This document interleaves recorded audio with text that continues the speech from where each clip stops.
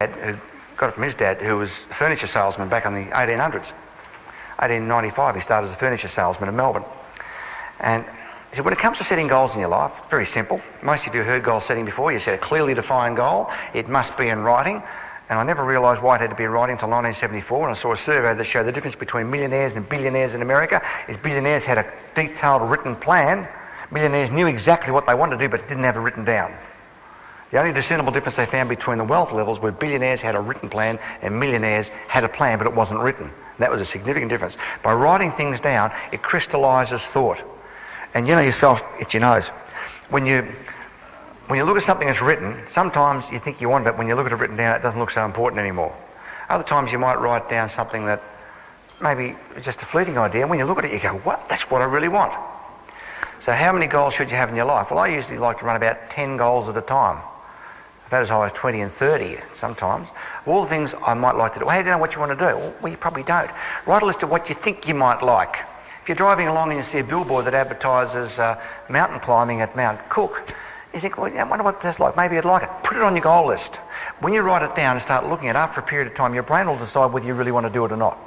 Does that make business goals? But chances are when you go back home, you're a wandering generality.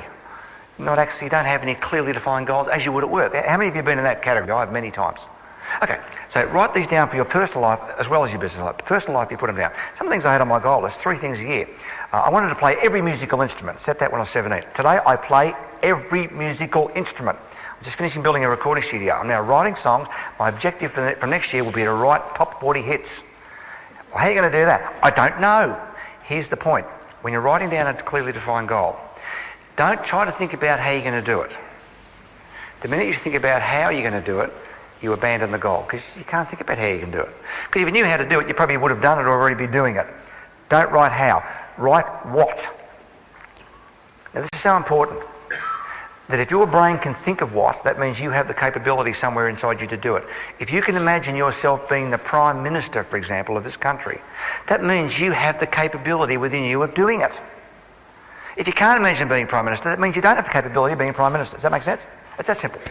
So don't decide how, decide what you're going to do. That you follow through your plan of action, you decide, you follow it through despite what anybody says, thinks or does. Because people are going to try and talk you out of whatever you said. And the closer they are emotionally to you, your friends, family and lovers, they're the ones who are going to try the hardest to stop you. They have good intent, but they don't want you to do it in case you get disappointed or hurt yourself. They don't want you to go and join that multi-level business. They don't want you to go and climb Mount Cook because you might fall down.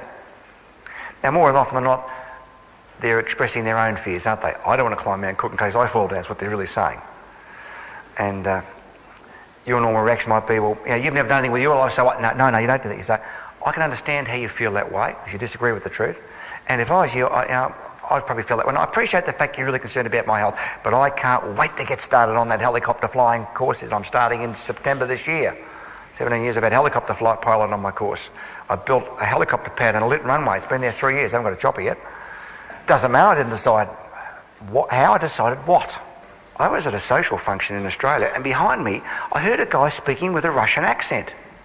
Now, if that hadn't been on my list, I would not have heard that accent. Does that make sense? When you write a goal down, suddenly it all becomes attracted to you. You know the secret? I heard The Secret in 1958. A mate of mine, who's now dead, Earl Nightingale, wrote The Strangest Secret, the law of attraction. Whatever happens in your life, what you set as goals will be attracted to. And that's exactly what happens. The minute you write it down, the answers appear. The teacher turns up for what you need. The minute you write it down, it's that simple. That's what you do. You set clearly defined goals. Don't think about how you're going to do it. Now, in my case, I bet my life that this works. And this is an extreme example of goal setting. True? It's extreme. But it works. What you decide to happen and what you write down, when you put a deadline on it, will come to pass. That's what happens. Is that simple? Well, since that day, we've sold 21 million books, I think. We've got the #1 movie in Europe right now. It's a movie called Why Men Don't Listen Women Can't Park Cars Properly. It's a movie, knocked off American Gangster last night. I can't believe it. I mean, what a joke. What an absolute joke. I can't believe how funny this is. But those things hadn't been on paper, they wouldn't happen. I never would have heard that Russian accent to have turned up in Moscow in the first place to have done the seminar. What you write down will come to pass, including saving your own life. if you believe and influenced by what everybody tells you, you will never ever move forward. Does that make sense?